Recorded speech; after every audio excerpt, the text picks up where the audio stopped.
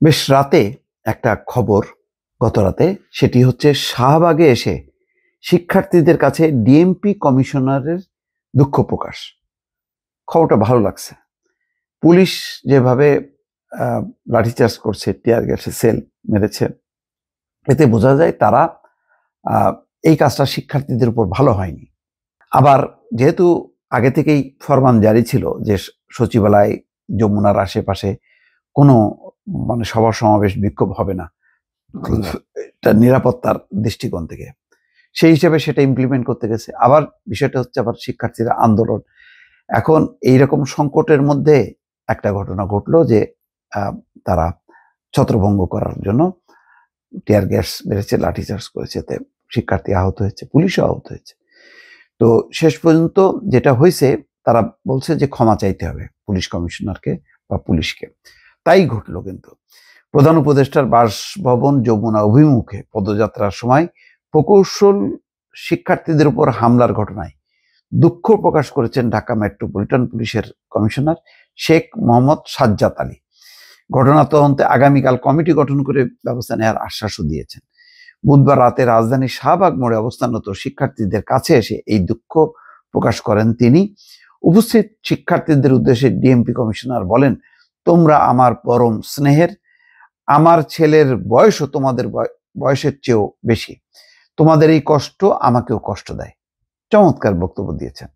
প্রকৌশল শিক্ষার্থীদের তিনটি মূল দাবির সঙ্গে আরেকটি দাবি রয়েছে, রংপুরে একজন প্রকৌশলীকে আটকে রেখে হত্যার হুমকি দেওয়ার ঘটনায় জড়িতদের গ্রেপ্তার। এই বিষয়ে কমিশনার বলেন, রংপুরে যে ঘটনা ঘটেছে, রংপুর মেট্রোপলিটন পুলিশ কমিশনারের সঙ্গে আমি এখানে আসার আগে কথা বলেছি। সেখানে একটা জিডি হয়েছে। এই জিডি আসামিকে ধরার জন্য ওনার সঙ্গে কথা বলেছি। উনি আমাকে কথা দিয়েছেন যত দ্রুত সম্ভব আসামিকে গ্রেপ্তার করা হবে। যাক, এ সময় ঢাকা হোটেল ইন্টারকন্টিনেন্টালের সামনে যে ঘটনা ঘটেছে তার জন্য দুঃখ প্রকাশ করেন ডিএমপি কমিশনার। তিনি বলেন, হোটেল ইন্টারকন্টিনেন্টালের সামনে যে অপ্রীতিকর ঘটনা ঘটেছে সেজন্য আমি ডিএমপির পক্ষ থেকে পুলিশ কমিশনার হিসেবে অত্যন্ত দুঃখিত এবং দুঃখ প্রকাশ করছি। আজকের এই অপ্রীতিকর ঘটনার জন্য একটি তদন্ত কমিটি আমি আগামীকাল গঠন করে দেব। প্রকৌশল শিক্ষার্থীরা 3 দফা দাবি উল্লেখ করেছেন, যাক সেইগুলি না, কিন্তু যেটা হলো যে দুপুরের দিকে তারা যখন কি যমুনা অভিমুখে যায়, তখন সেটি পুলিশ বাধা দেয় এবং এক পর্যায়ে সংঘাত হয়। তো এরপর তারা আবার শাহবাগে ফিরে এসেছে। এখন একটা বিষয় কি, সবকিছু পুলিশের উপর দায় চলে যাচ্ছে। এই সমস্ত শিক্ষার্থীদের বিষয়গুলো বা অন্য পেশাজীবীদের ক্ষেত্রেও আমি 5ই আগস্ট পট পরিবর্তনের পর দেখতাম হাসনাত সার্জিসটা দৌড়ে যেত। আজকে সার্জিসের একটা দেখলাম, তিনি বলছেন যে সরকারের কাছ থেকে এটা আশা করা যায় না। আগে তো সার্জিস, হাসনাত ওরা নিজেরা দৌড়ায় যেত, সেই শিক্ষার্থীদের সঙ্গে কথা বলতো, তাদের দাবি নিয়ে সরকারের সাথে দেন দরবার গুলো করতো। এখন মনে হচ্ছে যে না, তারা নিজেদেরকে সেই জায়গা থেকে তুলে নিয়েছেন। তারা নেই কেন? এটা আমার একটা প্রশ্ন। তারা আগে যে কাজটা করতেন এখন সেই কাজটা করছেন না কেন?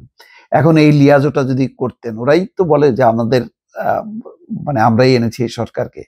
তো এই সরকারের পক্ষ থেকে যে রাজনৈতিক যে এই কি বলে আলাপ আলোচনাগুলো করা, সিদ্ধান্ত বাস্তবায়ন করা, লিয়াজো করা, সেটা প্রশাসনিক পুলিশ আইন শৃঙ্খলা কর্তৃপক্ষের উপর ছেড়ে না দিয়ে আগে তারা যে কাজটা করতেন এখন করেন না কেন?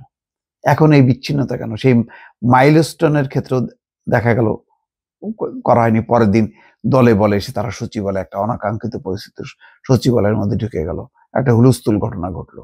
তারপরে এখন বুয়েটকে কেন্দ্র করে তাদের দাবি দেওয়া নিয়ে যে পরিস্থিতি, সেখানেও কিন্তু আমরা দেখছি না সেই আগস্টের ছাত্র নেতাদেরকে তারা কেন আসছেন না, কেন এখন সব পুলিশের উপরে চাপটা পড়ছে। পুলিশও তার যে সিদ্ধান্ত যে যমুনা এবং সচিবালয়ের এখানে কোনো সমাবেশ হবে না, সেটা ইমপ্লিমেন্ট করতে যে আবার শক্তি প্রয়োগ করছে। সব মিলায় কিন্তু একটা টালমাটাল অবস্থা। এগুলোর ব্যাপারে সর্বদলীয় একটা বৈঠক হওয়া দরকার। কেন এনসিপি পিছায় গেল, কেন বিএনপিও চুপচাপ, জামাতও চুপচাপ, এদের পক্ষ থেকে তাহলে এই লিয়াজোগুলি কে করবে? আগে তো যদি পলিটিক্যাল গভর্নমেন্ট থাকতো তাহলে পলিটিক্যাল নেতৃত্ব এগুলি করতো, তারপরে হচ্ছে পুলিশ প্রশাসন। যদিও আওয়ামী লীগ আমলে যেটা হয়তো সবকিছুতেই শক্তি প্রয়োগ, তো এখন তার শক্তি প্রয়োগ না, এখন অনেকগুলো রাজনৈতিক দল আছে যাদের সমর্থন করে এই সরকার। তো তারা কেন এই বিষয়গুলো, এই বিশৃঙ্খলাগুলি হইতে দিচ্ছে, এটা আমার কাছে প্রশ্নদর্শক। ভালো থাকবেন। আল্লাহ হাফেজ।